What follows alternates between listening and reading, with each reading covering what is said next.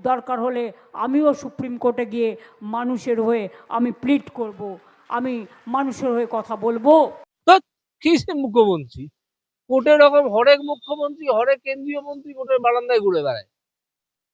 উনি নিজে ওই সাধারণ মানুষ হয়ে মামলা করতে যাবো, এইসব ঢপের কথা এখানে কোর্টে চলে না। কোর্ট একটা আলাদা জায়গা, কোর্ট একটা আলাদা জায়গা।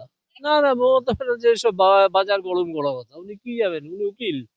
ওইসব বাজে ঢপের কথা রাখতে বলুন না, আমরা তো অনেক শুনলাম। উনি যান না। তো আপাতত তো কোনো ভিত্তিই নেই। তৃণমূলের পক্ষে কিছুই অসম্ভব নয়, সেই জন্য তৃণমূল এটা করতে পারে। এসআইআর মমতা ব্যানার্জি আতঙ্কের কারণ, সাধারণ মানুষের আতঙ্কের কারণ নয়। সাধারণ মানুষ দিব্যি যাচ্ছে, সেখানে হিয়ারিং করে চলে আসছে। তৃণমূলের চোয়াল ঝুলে গেছে, লাফালাফি ছটফটানি দেখা যাচ্ছে। মমতা বন্দ্যোপাধ্যায় যাচ্ছেন সুপ্রিম কোর্টে, কার্যত তিনি বলছেন অধিকার রক্ষার লড়াই, অপোজিটে কি থাকবেন অভিজিৎ গঙ্গোপাধ্যায়? এই মুহূর্তের সবার প্রশ্ন, সবাই জানতে চায় অভিজিৎ গঙ্গোপাধ্যায় কি যাচ্ছেন এসআইআর এর রূপ? কার্যত মমতা বন্দ্যোপাধ্যায় যে কথা বলছেন এসআইআর রোখার জন্য, নাকি মানুষের অধিকারের দাবি ছিনিয়ে আনতে? অভিজিৎ গঙ্গোপাধ্যায় তো মানুষের অধিকারের দাবি ছিনিয়ে আনেন, তিনিও কি যাচ্ছেন? আজকে পেয়েছি স্যার, আপনিও কি মমতা বন্দ্যোপাধ্যায়ের অপোজিটে যাবেন? না না, মমতা ব্যানার্জি এসব বাজার গরম করা কথা। উনি কি যাবেন? উনি উকিল। ওনাকে যদি নিজে নিজে মামলা করতে হয়, তাহলে ওনাকে নিজেকে একটা মমতা ব্যানার্জি পিটিশনার নাম দিয়ে একটা পিটিশন করতে হয়, সেই পিটিশন করতে হবে। সেই ওইসব বাজে ঢপের কথা রাখতে বলুন না, আমরা তো অনেক শুনলাম। উনি যান না। উনি যান, একটা নিজের নামে পিটিশন করুন, মমতা ব্যানার্জি পিটিশনার, উনি নিজের মামলা নিজে করতে পারবেন। কিন্তু মিস্টার এক্স পিটিশনার তার হয়ে মমতা ব্যানার্জি যাচ্ছেন, ওটা অ্যালাউই করবে না। বিরোধীরা তো, বিরোধী পক্ষ তো থাকবে, তারা বুঝিয়ে দেবে যেসব হিসেবে যাবো লয়ার। হ্যাঁ, মানুষ হিসেবে যেটাকে ইন পার্সন মামলা বলে। ইন পার্সন মামলা করতে হলে ওনাকে পিটিশনার হতে হবে, যে মমতা ব্যানার্জি পিটিশনার এবং আমি মমতা ব্যানার্জি, আমি আমার মামলা করতে এসেছি। তো করতে যান না, কেমন যেতে পারেন যান, দেখবো। আর ওনাকে যদি কেউ কাউন্সিল হিসেবে নিয়ে যায়, ধরুন একটা মামলা আছে, ওর একজন অ্যাডভোকেট অন রেকর্ড আছেন সেই মামলার, এবার তাকে মমতা ব্যানার্জিকে কাউন্সিল হিসেবে নিয়ে গেলেন, মমতা ব্যানার্জি দু কথা বলবেন, কি বলবেন বলুন? তার একটা পিটিশন থাকতে হবে তো, হঠাৎ গিয়ে বললে তো হবে না, একটা পিটিশন থাকতে হবে। সেই এটার কোনো অস্তিত্ব নেই মানে? তো আপাতত তো কোনো ভিত্তি। উনি নিজে ওই সাধারণ মানুষ হয়ে মামলা করতে যাবো, এইসব ঢপের কথা এখানে কোর্টে চলে না। কোর্ট একটা আলাদা জায়গা, কোর্ট একটা আলাদা।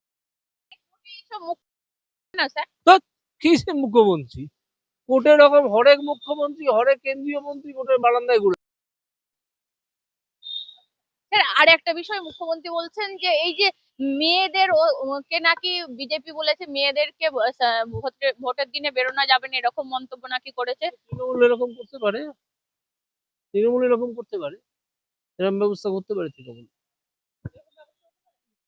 তৃণমূলের পক্ষে কিচ্ছু অসম্ভব নয়, তৃণমূলের পক্ষে কিছুই অসম্ভব নয়, সেই জন্য তৃণমূল এটা করতে পারে। বলছেন উত্তরপ্রদেশ নিয়ে কথা বললে আমাকে খুন করে দেওয়া হতে পারে। সে পাগল নাকি? উত্তরপ্রদেশে কত লোক কত কত কথা বলছে, কাউকে কিছুই করা হচ্ছে না, ওনাকে খুন করে দেওয়া হবে।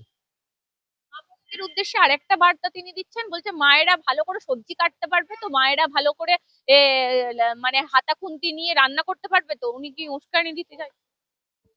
উনি দেখুন অনেক কথা বলেন, হাতা খুন্তি অমুক তমুক এসব, যাতে একটা অশান্তির সৃষ্টি করা যায়, সেই করে ওনার এখন আসল উদ্দেশ্য হচ্ছে এসআইআর এর খপ্পর থেকে কোনোভাবে বেঁচে বেরোনো। সে তো সম্ভব নয়, এসআইআর তো শুরু হয়ে গেছে, এটা শেষের পথে, এখন হিয়ারিং চলছে। এত এত ওনার আশ্চর্য, এত ওনার লাফালাফি করার কি আছে? শেষ হতে দিন, দেখুন ফাইনাল লিস্টে কি বেরোয়। তো ড্রাফট লিস্ট বেরিয়েছে, লোকজনকে ডেকে হিয়ারিং করা হচ্ছে। স্যার আপনি বলছেন আতঙ্কের কারণ হয়ে কেন? স্যার? এসআইআর মমতা ব্যানার্জি আতঙ্কের কারণ, সাধারণ মানুষের আতঙ্কের কারণ নয়। সাধারণ মানুষ দিব্যি যাচ্ছে, সেখানে হিয়ারিং করে চলে আসছে, তাই না? আরেকটা বিষয় হচ্ছে মমতা বন্দ্যোপাধ্যায় এই মুহূর্তে বলছেন যে এই এদেরকে জবাব দেওয়ার কিছু নেই, যারা কথা বলছে দিল্লির বাবুরা সব আসছে, এদেরকে লাড্ডু দেওয়া হবে, লাড্ডু, গোল গোল লাড্ডু। তো ওনার মন্তব্য, এই কথাগুলোর কোনো মানে হয় না। গোল গোল লাড্ডু না চৌকো চৌকো লাড্ডু, উনি নিজেই বুঝতে পারবেন ভোটের পরে। কৃষ্ণ পরমংশ যেদিন রেজাল্ট বেরোবে সেদিন তিনি নিজেই বুঝতে পারবেন। শ্রীকৃষ্ণ পরমংশ অলরেডি হেরে গেছেন, তৃণমূল তো অলরেডি হেরে গেছে,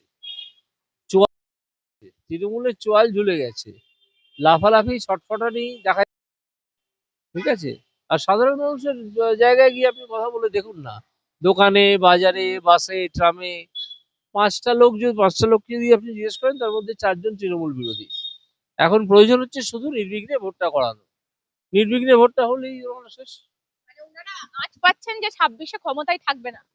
অবশ্যই, শুধু ওনারা না, সবাই আঁচ পাচ্ছে যে ২৬ উনি ক্ষমতায় থাকবেন না। 26-এ শেষ হবে।